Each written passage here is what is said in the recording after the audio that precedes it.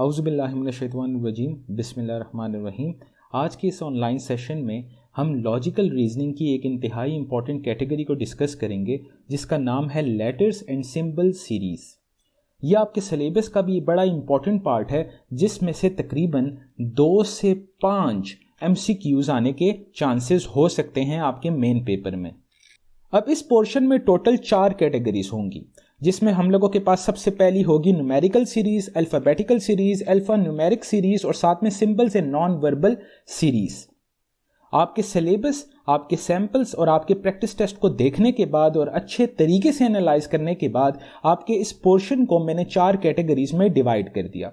अब हम हर कैटेगरी को अलग अलग एक्सप्लेन करेंगे ताकि आपको उसकी अच्छी खासी समझ आ जाए, अच्छी खासी प्रैक्टिस हो जाए और अच्छी खासी एक्सपर्टीज जो है आप उस कैटेगरी के हवाले से डेवलप कर लो ताकि पेपर में आने वाला हर सवाल आप अच्छे तरीके से अटेम्प्ट कर सको। और इंशाअल्लाह ताला इस पूरे पोर्शन को पढ़ाने के बाद और आपको प्रैक्टिस करवाने के बाद ये चीज़ गारंटी होगी कि कोई ऐसा सवाल नहीं होगा जो इस लेक्चर नीचे दी गई प्रैक्टिस की डोमेन या आपके प्रैक्टिस के दायरे से बाहर आएगा। अब सबसे पहले ये देखते हैं, छोटा सा ओवरव्यू करते हैं कि न्यूमेरिकल सीरीज क्या होती है। न्यूमेरिकल सीरीज वो वाली सीरीज होगी जिसमें किसी हद तक नंबर्स इन्वॉल्व होंगे, जैसे फॉर एग्जांपल 2, 4, 6, 8। तो अगला नंबर कौन सा होगा? 10। तो जब नंबर्स इन्वॉल्व हो जाएंगे तो उसको बोलेंगे हम न्यूमेरिकल सीरीज।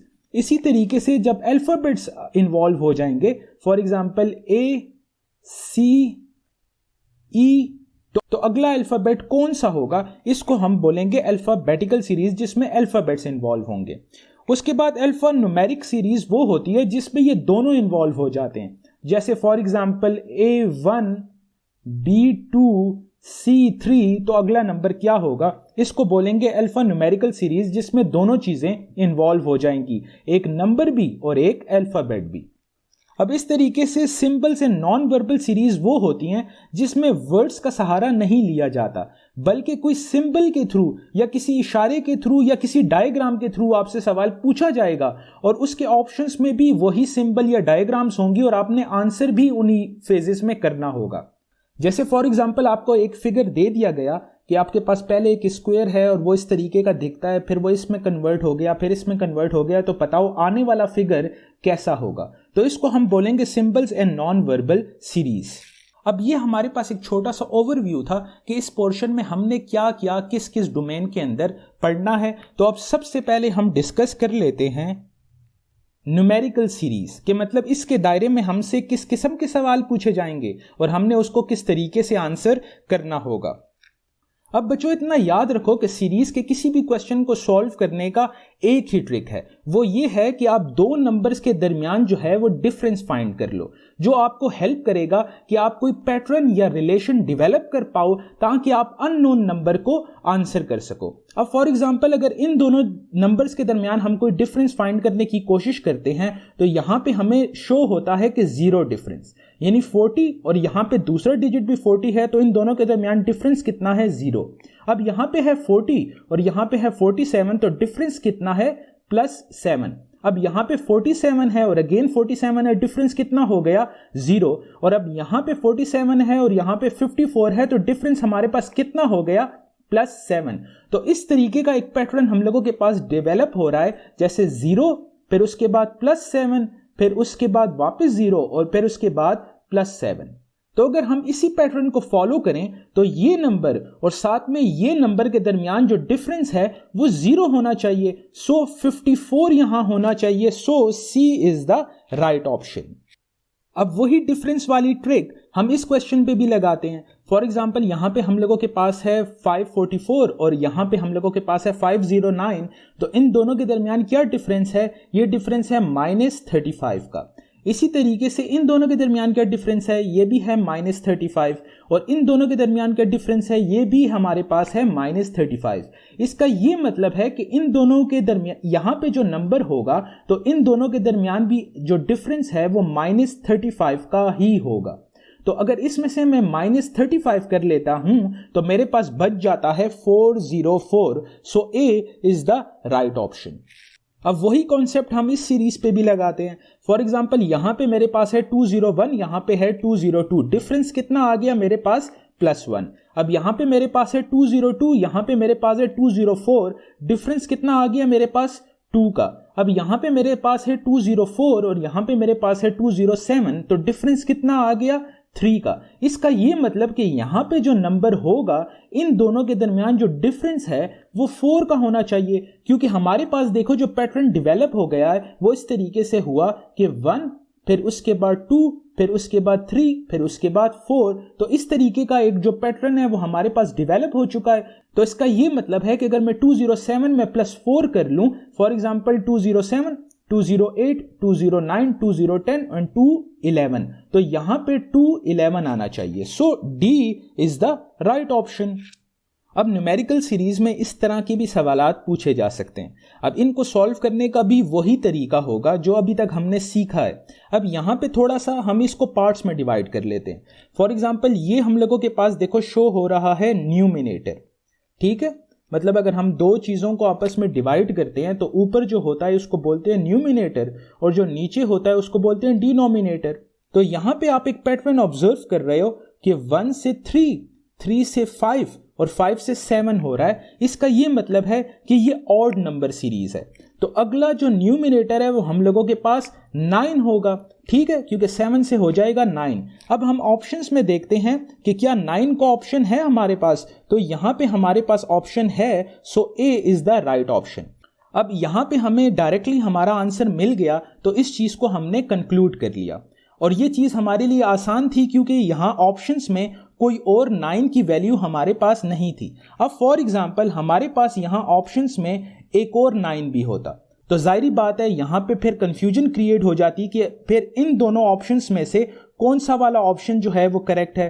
तो उसके बाद हम लोगों को ये सीरीज अगेन सॉल्व करनी पड़ती है डिनोमिनेटर के भी हवाले से। अब फॉर एग्जांपल यहाँ पे एक और ऑप्शन है जिसमें 9 है, तो अब हम लोगों को ये सीरीज अगेन फाइंड करनी पड़ेगी डिनोमिनेटर के हवाले से ताकि हम बेहतरीन ऑप्शन का इंतखाब कर सकें। अब यहाँ पे आप देख सकते हो कि 2 है, फिर उसके बाद 4 हो गया, फिर उसके बाद 8 हो गया और फिर उसके बाद 16 हो गया। इसका ये मतलब है कि 2 multiply by 2 is equal to 4 और इसी तरह 4 multiply by 2 is equal to 8 और 8 multiply by 2 is equal to 16 और 16 multiply by 2 is equal to 32। इसका मतलब है कि जो डिनोमिनेटर में वैल्यू होगी वो 32 होगी। सो ए इज द राइट ऑप्शन। अब इस क्वेश्चन में हम लोगों ने फाइंड करना है इस वाले हिस्से को सीरीज के। तो अगेन सिंपल सी ट्रिक हम लगाएंगे जो अभी तक हम लोगों ने सीखी और इसी ट्रिक को हम दोबारा रिफाइन करने की कोशिश करते हैं कि जैसे 28 और 33 के दरमियान हो रहा है +5, इसी तरह 33 और 31 के दरमियान हो रहा है -2 और इसी तरह 31 और 36 के दरमियान हो रहा है +5।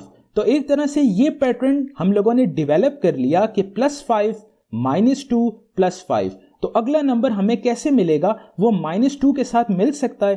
तो डायरेक्टली हम 36 में से -2 करेंगे तो हमारे पास यहाँ पे आ जाएगा 34। तो 34 इज द राइट ऑप्शन। उसके बाद हम दोबारा अपनी वेरिफिकेशन भी कर सकते हैं कि जो हमने ये रिलेशन निकाला किया ये सच है या नहीं। तो इसके बाद आएगा +5। तो अगर 34 में मैं +5 करूं तो मेरे पास 39 आना चाहिए और यहां पे भी मेरे पास 39 है।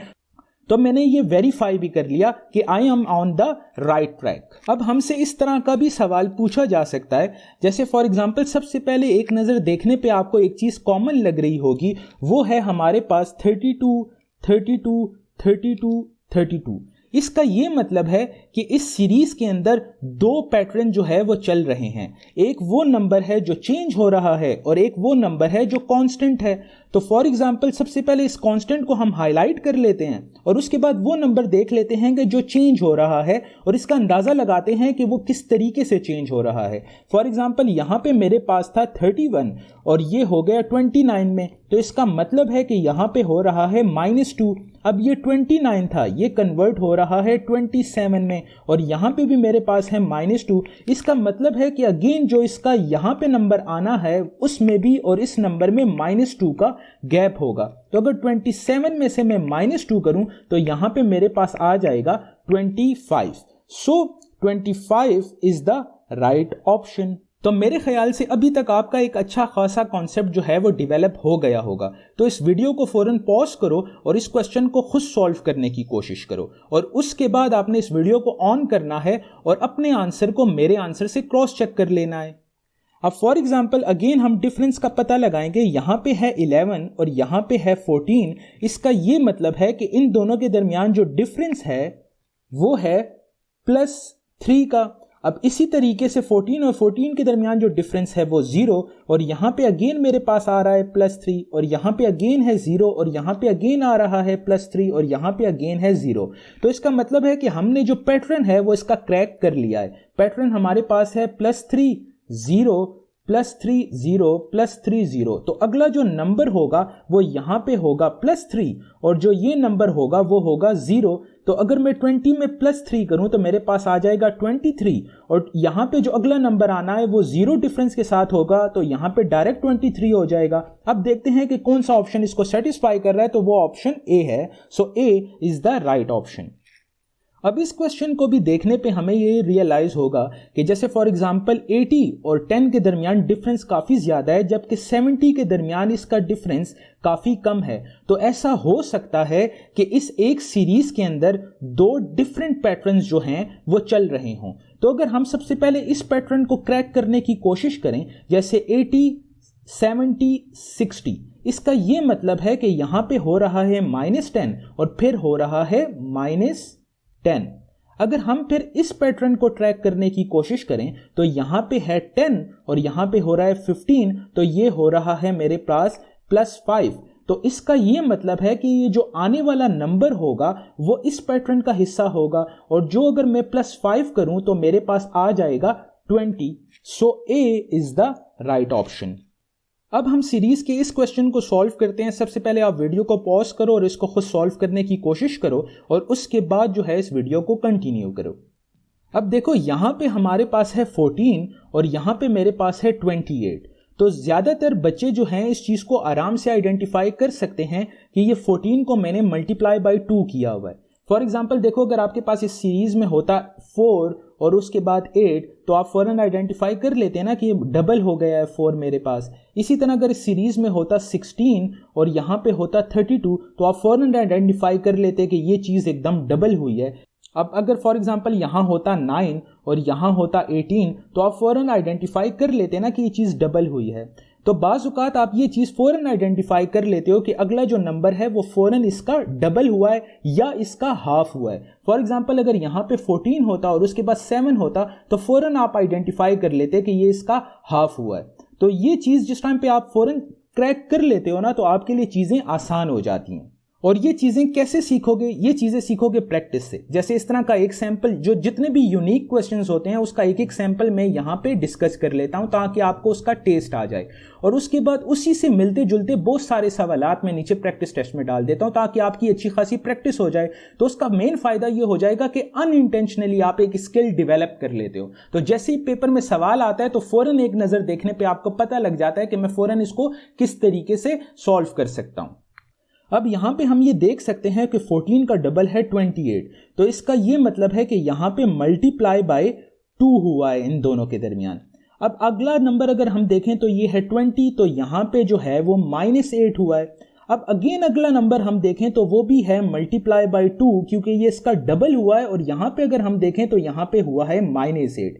तो इस तरीके का हमने एक पैटर्न डेवलप कर लिया कि यहाँ पे दो तरह के ऑपरेशंस चल रहे हैं। सबसे पहले होता है मल्टीप्लाई बाय 2, फिर होता है -8, फिर होता है मल्टीप्लाई बाय 2, फिर होता है -8। तो यहाँ पे होगा मल्टीप्लाई बाय 2 और यहाँ पे हो जाएगा -8। तो अगर ये मेरे पास है 64, तो अगर इसमें से 8 माइनस करूं तो मेरे पास बच जाएगा 56। तो B is the right option. इसी तरीके से अगर ये सीरीज का सवाल है तो इसको उसी मेथोडोलॉजी पे सॉल्व करना है जो मेथोडोलॉजी हमने सीखी है, और वो क्या थी कि दो नंबर्स के दरमियान डिफरेंस निकालना। अब ज़्यादातर बच्चों को मैंने ये नोटिस किया कि जैसे ही अंडर रूट का साइन आ जाए, स्क्वायर आ जाए या पॉइंट्स आ जाएं, तो उनको एकदम फील होने लगता है कि शायद ये सवाल बड़ा मुश्किल होगा। तो बच्चे, इसमें कोई मुश्किल वाली बात नहीं है, ये सारी बात है लॉजिक की। तो आपने बस लॉजिक लगाना है और आपका क्वेश्चन जो है वो हो जाएगा सॉल्व। अब इन दोनों के दरमियान अगर मैं डिफरेंस निकालूं तो कितना आ रहा है? वो डिफरेंस मेरे पास आ रहा है 0.8 का। अब इन दोनों के दरमियान अगर मैं डिफरेंस निकालूं तो वो भी आ रहा है 0.8 का, और अगर इन दोनों के दरमियान डिफरेंस निकालूं तो भी आ रहा है प्लस 0.8 का। इसका मतलब है कि अगला जो हमारे पास यहां पे नंबर होगा वो भी प्लस 0.8 होगा। तो अगर इसी तरीके से मैं 3.9 में प्लस 0.8 करता हूं तो मेरे पास वैल्यू आ जाएगी 4.7। सो सी इज द राइट ऑप्शन। अब ये वाला सवाल देखें, एग्जैक्टली उसी ट्रिक पे है जैसे हमने पहले डिस्कस की कि बाज़ औक़ात देखने पे ही आपको पता लग जाता है कि कोई चीज़ मल्टीप्लाई बाय 2 हुई है यानी डबल हुई है, या कोई चीज़ जो है वो हाफ हुई है। अब यहाँ पे आप देख सकते हो कि 2 का जो हाफ होता है वो होता है 1, और 1 का जो हाफ होता है वो होता है हाफ, और हाफ का जो हाफ होता है वो होता है 1/4। तो अगर 1/4 का हाफ होगा तो वो क्या हो जाएगा, वो हो जाएगा 1/8 रहा है +4, और यहां पे कितना डिफरेंस आ रहा है, ये मेरे पास आ रहा है +8। तो यहां पे हम ये रिलेशन डेवलप कर सकते हैं कि जो डिफरेंस है वो डबल हो रहा है। जैसे 2 का डबल होता है 4, 4 का डबल होता है 8, और 8 का डबल क्या होता है, वो होता है 16। तो इसका ये मतलब है कि अगर मैं 17 में +16 कर लूं तो मेरे पास अगला नंबर खुद ब खुद आ जाएगा। तो 17 plus 16 is equal to 33. So A is the right option. अच्छा, पेपर के दौरान आपने अपने आप को बिल्कुल रिलैक्स रखना है, क्योंकि इस सवाल को करने के लिए आपको 1 मिनट दिया जाएगा, और ये जो पैटर्न है आप डायरेक्टली 5 सेकंड में क्रैक कर सकते हो, और उसके बाद ये छोटी मोटी जो कैलकुलेशन है ये भी 5 से 6 सेकंड में आराम से की जा सकती है। फॉर एग्जाम्पल अगर मैं जल्दी में कैलकुलेशन करूंगा ना तो मैं इस तरीके से करता हूं कि जैसे 17 है, अब इसको 20 बनाने के लिए मुझे 3 चाहिए, तो मैंने यहां से 3 निकाल लिया, तो ये मेरे पास आ गया 13 और ये मेरे पास हो गया 20। तो फिर 20 में डायरेक्टली मैं 13 ऐड कर लेता हूं तो मेरे पास डायरेक्ट वैल्यू आ जाती है। तो इस तरीके से ये चीजें कैसे डेवलप होती हैं जल्दी जल्दी कैलकुलेशन की, वो प्रैक्टिस से होती हैं। अब इस तरह की तकरीबन 8-9 सवाल जैसे ही आप कर लोगे ना तो इस तरह की कैलकुलेशंस फौरन आप फिंगर टिप्स पे आपसे हल होती रहेंगी। अब इस कैटेगरी में आपसे इस किस्म का भी सवाल पूछा जा सकता है कि आपको एक सीरीज दे दी जाएगी और साथ में बता दिया जाएगा कि आप सबसे पहले इसका पैटर्न निकालो, और फिर उसके बाद सीरीज का वो नंबर जो उस पैटर्न को फॉलो नहीं करता या रॉन्ग है या अनस्टेबल है उसको आइडेंटिफाई करो। अब सबसे पहले हम इस सीरीज का पैटर्न निकालने की कोशिश करते हैं। अब यहां पे देखो 1 से 2 कन्वर्ट हुआ तो यहां पे हमारे पास है +1। अब इसी तरह 2 से 5 हुआ, यहां पे हमारे पास है +3। अब 5 से 10 कन्वर्ट हुआ तो यहां पे हम लोगों के पास आ रहा है +5। अब इसी तरीके से 10 से 7 कन्वर्ट हुआ तो यहां पे हमारे पास आ रहा है +7। अब इसी तरीके से 7 से 28 कन्वर्ट हुआ तो यहां पे हमारे पास आ रहा है +11। तो अब इस पैटर्न को हम गौर से देखने की कोशिश करते हैं। अब देखा जाए तो ये ऑड नंबर्स का जो है वो पैटर्न चल रहा है, जैसे 1, 3, 5, 7, तो यहां पे 9 होना चाहिए था, +9। तो अगर मैं 17 में +9 करूं तो मेरे पास आ जाता है 26, जबकि यहां पे हमारे पास मौजूद है 28 जो सीरीज को बिल्कुल फॉलो नहीं कर रहा। तो 28 जो है वो एक रॉन्ग नंबर है या एक अनस्टेबल नंबर है जो इस पैटर्न को फॉलो नहीं करता। अब इस क्वेश्चन में भी एग्जैक्टली वही चीज़ हमसे पूछी गई है कि ऐसा कौन सा नंबर है जो इस सीरीज में रॉन्ग है या पैटर्न को फॉलो नहीं करता या अनस्टेबल है। तो फॉर एग्जांपल इन दोनों के दरमियान देखो कितना डिफरेंस है, ये मेरे पास आ जाता है, मैं यहाँ पे लिख लेता हूँ +4। अब इन दोनों के दरमियान कितना डिफरेंस है, ये मेरे पास आ जाता है +9। अब इन दोनों के दरमियान कितना डिफरेंस है, ये मेरे पास आ जाता है +16। और अब इन दोनों के दरमियान कितना डिफरेंस है, ये मेरे पास आ जाता है +25। देखो 30 इसमें से निकाल दो, कितना बच गया 25। अब इन दोनों के दरमियान कितना डिफरेंस है, अच्छा तो ये मेरे पास हो गया 65, 75 और 85। ठीक हो गया, तो ये मेरे पास बन गया 30, और 85 और 93 में कितना डिफरेंस है, ये 8 का डिफरेंस है, तो ये हो गया मेरे पास 38। तो यानी इन दोनों के दरमियान जो डिफरेंस है वो मेरे पास आ गया +38 का। अब हमने जो ये पैटर्न है वो डिवेलप कर लिया। अब देखते हैं कि ये पैटर्न जो है वो किस तरफ इशारा कर रहा है। अब यहाँ पे देखो 4, यहाँ पे देखो 9 और यहाँ पे देखो 16। इसका ये मतलब है कि अगर 2 का मैं स्क्वायर लूँ तो मेरे पास हो जाएगा 4, 3 का अगर मैं स्क्वायर लूँ तो मेरे पास हो जाएगा 9, 4 का अगर मैं स्क्वायर लूँ तो मेरे पास हो जाएगा 16, और अगर 5 का स्क्वायर लूँ तो मेरे पास हो जाएगा 25। इसी तरह अगर मैं 6 का स्क्वायर लूं तो मेरे पास होना चाहिए 36, लेकिन यहां पे जो डिफरेंस बना है वो मेरे पास हो गया है 38 का। तो 38 का जो डिफरेंस है वो एक अनस्टेबिलिटी शो कर रहा है। तो अगर मैं 55 में 36 प्लस करता हूं या 93 में से 2 नंबर इधर एक्स्ट्रा थे ना, तो -2 करता हूं तो मेरे पास आ जाना चाहिए 91। तो यहां पे जो करेक्ट नंबर होना चाहिए था वो 91 होना चाहिए था। सो 93 जो है वो एक रॉन्ग नंबर है, तो सी इज द राइट ऑप्शन। अच्छा, यहां पे थोड़ा सा होमवर्क मैंने आपको देना है। जैसे आपको 1 का स्क्वायर आना चाहिए, 1 का क्यूब क्या होता है वो भी आना चाहिए।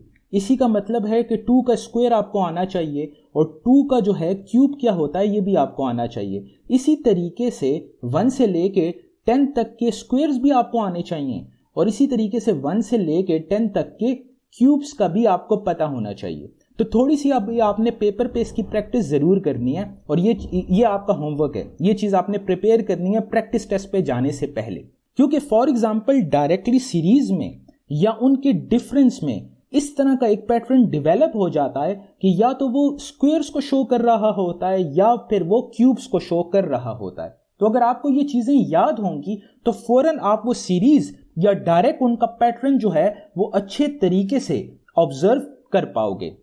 सो अभी तक जो हमने सवाल कवर किए वो आपके न्यूमेरिकल सीरीज के मोस्ट रेलेवेंट क्वेश्चंस थे। मतलब हो सकता है कि आपको भी आपके मेन पेपर में इसी से मिलता जुलता सवाल मिल जाए और इस चीज के अराउंड 90% से ज्यादा चांसेस हैं कि जितने सवाल और जितने पैटर्न और जितनी ट्रिक्स हमने डिस्कस की, इंशाल्लाह आपको भी इसी पैटर्न या इसी मेथोडोलॉजी के हवाले से कोई ना कोई सवाल दिया जाएगा और आप आराम से उसका डिफरेंस मालूम करके वो अपना आंसर जो है वो कंक्लूड कर लोगे। अब इसी सीरीज में थोड़े से कॉन्सेप्चुअल क्वेश्चंस भी आ जाते हैं या थोड़े से वो सवाल जो देखना जरूरी है। मतलब मेरे लिए उनका टेस्ट आपको देना जरूरी है कि एक दफा वो सवालात आपकी नजर के आगे से गुजर जाएं, ताकि उस तरह के अगर कुछ कॉन्सेप्चुअल क्वेश्चन या उस तरह के कुछ डिफरेंट क्वेश्चन भी आपको पेपर में आ जाएं, वो आपके लिए नए ना हो, आप फौरन उस पर आराम से रिएक्ट कर सको।